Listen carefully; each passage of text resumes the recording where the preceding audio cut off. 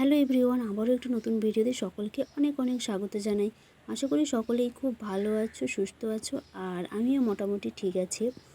আর দিনটা হচ্ছে 11 তারিখ, কারণ আমি এডিট করতে পারিনি, খুব ব্যস্ততার মধ্যেই ছিলাম কয়েকদিন ধরে, তো তাই আমি এডিট করতে পারিনি। আর প্রথমেই আমি বলে রাখি যে আমাদের পরীক্ষা নিয়েছিল, তার মধ্যে আমি মক টেস্টে নাম্বার কত পেয়েছিলাম, আর যদিও সেটা আমাদের লাইফ সায়েন্সে ক্লাস 9-এর লাস্ট চ্যাপ্টার আর ক্লাস 10-এর লাস্ট চ্যাপ্টার, এই দুটো চ্যাপ্টার মিলে নিয়েছিল। তো যাই হোক, তোমরা তো জানোই অনেকেই যে এই লাস্টের চ্যাপ্টারগুলো অনেকটাই মানে সোজা আছে, আর তাই একটু নাম্বারটা হয়তো একটু বেশি পেয়েছি। খুব একটা পাইনি, তবে একটু পেয়েছি। সম্ভবত আমাদের 50-এর মধ্যে পরীক্ষা ছিল, কারণ আমি খুব একটা ভালো করে দেখিনি, 50-এর মধ্যেই পরীক্ষা ছিল। তো আমি পেয়েছি হচ্ছে 26.25, মানে খুব একটা ভালো যে পেয়েছি তেমনটা না, খুব একটা ভালো পাইনি।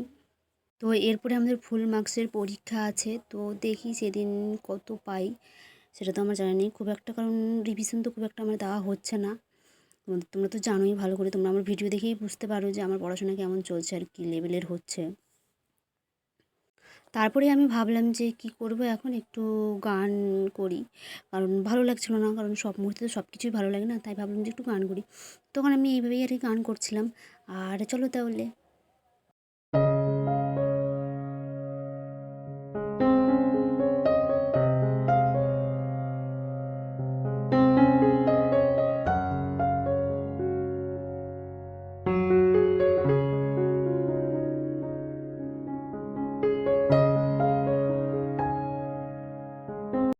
তারপর রুমমেট আমাকে একটু চা এনে দিয়েছিল, ও চা করেছিল, তো আমাকে বলল যে তুমি একটু খাও, তো আমাকে একটু চা এনে দিয়েছিল। তো আমার যাই হোক একটু ভালোই হলো, কারণ চা এনে দিল আর আমিও তো গলাটা শুকিয়ে গেছিলো, তো যাই হোক গলাটা ভিজিয়ে নিলাম কোনো মতো করে। আর বান্ধবীটাই হচ্ছে যে আমাদের রুমমেট, ওই লাইটটা জ্বালিয়ে দিল, বললো যে অন্ধকার হয়ে গেছে, তো আমি আর কিছু বলিনি, আমি আর উঠিনি। তো এই করতে করতে আমার গান করাও কমপ্লিট হয়ে গেল ফাইনালি। তো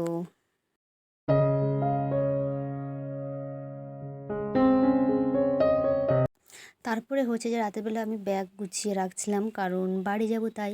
তো আমার কিছু বই বাকি ছিল, মানে ভাগবতমগুলো, তো সেগুলো আমি নিয়ে আসবো বাড়িতে, তাই আমি ব্যাগ গুছিয়ে নিলাম। আর এই আমার ব্যাগপত্র সব কিছুই গোছানো কমপ্লিট। আর সকালে বেরোবো, কারণ সকালেই আমার 7:50-এর ট্রেন আছে, তাই আমি সকালে সব কিছু রেডি করে নিলাম, পুরো ব্যাগ ট্যাগ রেডি করে। এবার এবার হচ্ছে যে ঘুমিয়ে পড়বো।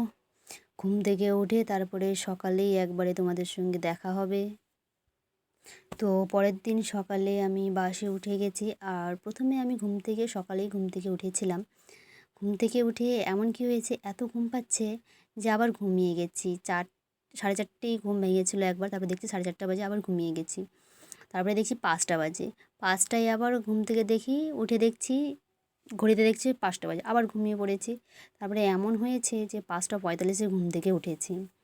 ওঠার পরে তারপর কোনো মতো করে রেডি হয়ে ফ্রেশ হয়ে দৌড়ে চলে এসেছি, কারণ আমার তো 7:50-এর ট্রেন আছে, কারণ আমাকে তো হাওড়া আবার পৌঁছাতে হবে তাই। তো এবার তোমরা নিশ্চয়ই ভাবছো যে আমি কিসের জন্য বাড়িতে যাচ্ছি। আর সেদিন এত গরম ছিল, মানে কি বলবো, বলে বোঝাতে, মানে কোনো মতেই আমি বোঝাতে পারবো না, প্রচুর গরম ছিল। আর এই গরমে সত্যি দুপুরবেলা ট্রাভেল করা মানে খুব কষ্টকর ব্যাপার। আমি এই কারণেই বাড়ি যাচ্ছি, কারণ আমার বোনের বিয়ে আছে, তাই প্রকৃতির এই সুন্দর দৃশ্য দেখতে দেখতে চলে আসছিলাম। আর কিছুই ভালো লাগে না, যেন গরমেই যেন মানে সব কিছু কেমন এলোমেলো হয়ে যাচ্ছিলো, আর কিছুতেই ভালো লাগছিল না, কারণ ট্রেনের মধ্যে অবস্থা খারাপ হয়ে গেছে। শুধু ভাবছি যে কখন আমি পৌঁছাবো, কখন পৌঁছাবো, শুধু সারাদিন আমার এই টেনশন ছিল যে কখন পৌঁছাবো, কখন পৌঁছাবো। দেখতেই পাচ্ছি এখন 3:36 বাজে, অথচ এখনও ট্রেনেই বসে আছি, কিছু করার নেই। আর 3:30 আমি এই মালদা পৌঁছে গেছিলাম, মালদা টাউন। এবার মালদা থেকে আরও যেতে হবে, মানে যা কষ্ট, মানে কিছু বলার নেই। মালদা পেরিয়ে গেছি, মালদা পেরোলেই কেমন যেন শুধু মনে হয় যে আমি আমার মানে দেশে চলে এসেছি, এরকম মনে হয়। কারণ মালদা পেরিয়েই শুধু মনে হয় যে আমি চলে এসেছি, আর কিছুক্ষণ, আর এবার আমার কোনো টেনশন নেই, এরকম মনে হয়। জানি না কেন এরকম মনে হয়। তো তো তারপরে সেখান থেকে এসে হচ্ছে যে টোটোতে উঠে গেছি। আর এই দেখতে পাচ্ছ আমি এখন বুনিয়াদপুর থেকে অটোতে উঠে গেছি। আর কি বলবো, কটা বাজে এখন, তো মিনিমাম 5টা 9 বেজে গেছে। তো চলো তাহলে টাটা।